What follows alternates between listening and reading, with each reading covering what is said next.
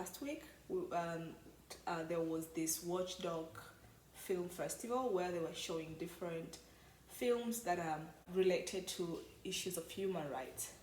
So among the films that we watched, we had that were shown Little Germany, and we've also watched Chelsea XY. The first movie of Little Germany is explaining the lives of families that lived during the period of Nazism in Germany. So for me, the story of Little Germany, what I've picked the most is how the lives of these families, which were, the fascist families, how it was hard for members of the family, especially the kids, because they were just picking up from their parents. It's not something that they wanted to go for. So it was not very easy for them to grow up as kids. And now that they're grown, explaining this to people, it really shows you how bad the situation was. But then, because people from the outside did not really consider it as, for them it was most of making the whole family as enemy, and including the kids, because they didn't know what these kids had to go through to catch up with what their parents had believed. And also, okay, for the second movie, I will share all the two as like a snippet of what had happened on the first day, and then also on the second day. So the second movie was Chelsea XY. It's explaining, maybe to some of you, you might have an idea of what had happened to Chelsea Manning. She's one of the whistleblowers in US, and she was a military statistical intelligence.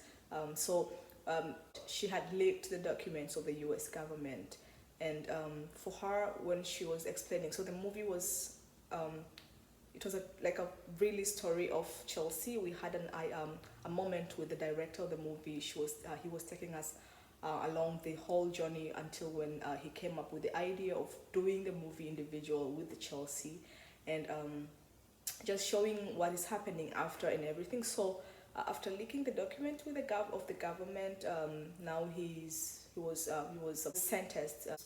That was a criminal case, so he had to go to jail. But then later, the president Barack Obama he was released, and then now he's back to jail.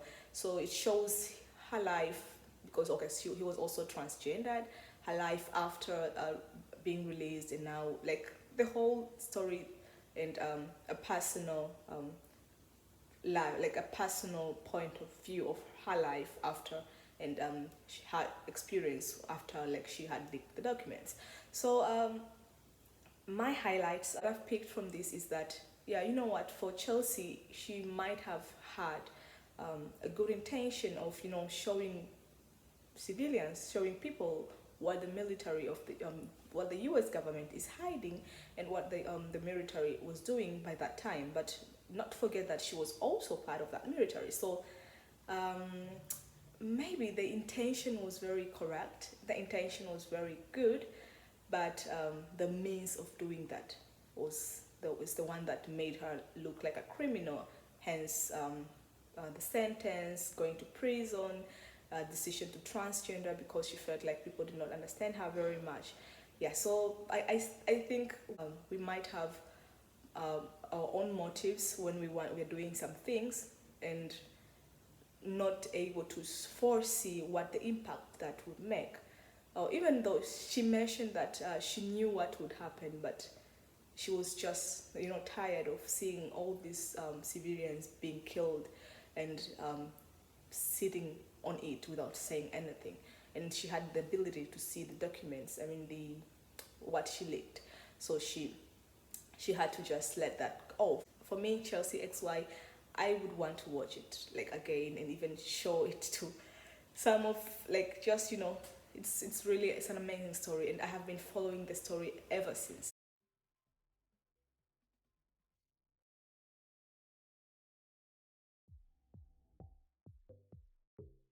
Coraz popularniejsze na całym świecie. To jest na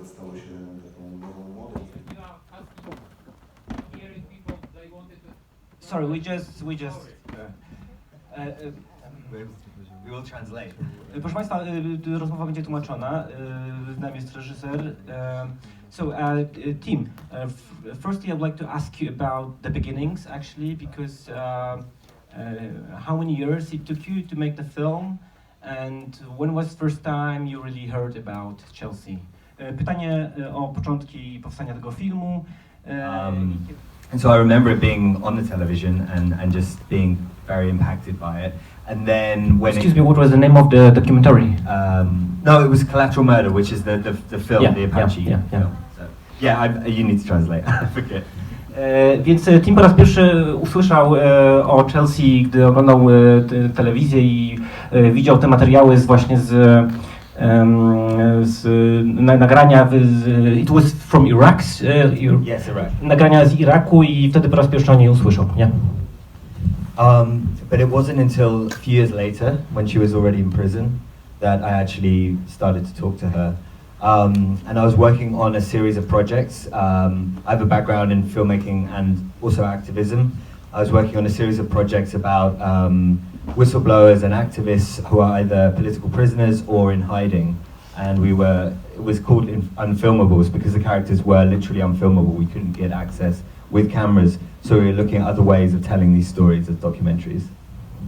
Ale potem zainteresowałem się tematem sygnalistów i byłem także aktywistą i miałem taką, zacząłem kontaktować się z sygnalistami, których nie można było pokazać w żaden sposób w telewizji lub w innych materiałach i to wtedy się to zaczęło. And so I wrote her a letter in prison. And I wrote her a letter because I heard that she'd been thrown into solitary confinement.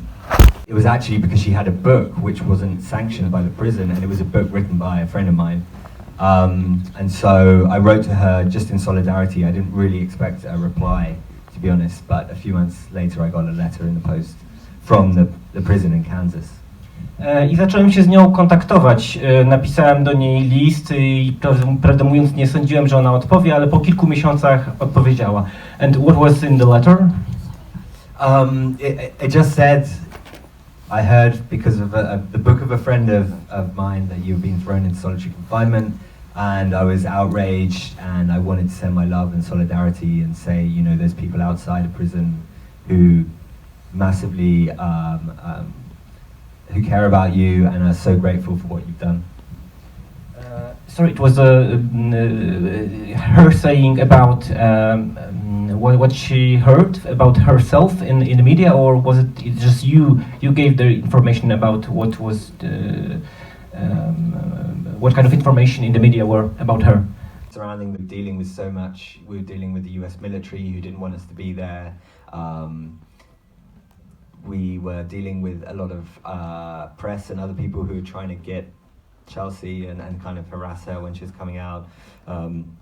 And we ended up, you know, going to this safe house in the middle of nowhere, which was fantastic, you know, for her, for us as well. But yeah, the moment, I mean, just this is probably not the deepest thing I could say, but when I've shot the first shot of her coming out of prison, I was supposed to have a crew with me, but the US military came and told everyone to leave. And so I had to hide on the plane. And I knew I had to get this shot, and I sort of practiced it because I hoped she would arrive and I'd be able to get the shot through the door of the plane so that I could actually film it without being thrown out by the military. And I was rehearsing the shot before they came, and someone had an earpiece and was telling me how long. Actually, like the movie, right? I interviewed the director, who was saying that he received some critics, like politicians always criticize about because he exposed something, right? Something that is really happening now. But then the part of the violence is the part that somehow shocked me most. So it's something that I will take for me forever. I mean, I can take this like I learned with this, or somehow I can maybe make some research on it, because even the director said that it's not everything that they show, so something else should be maybe digged.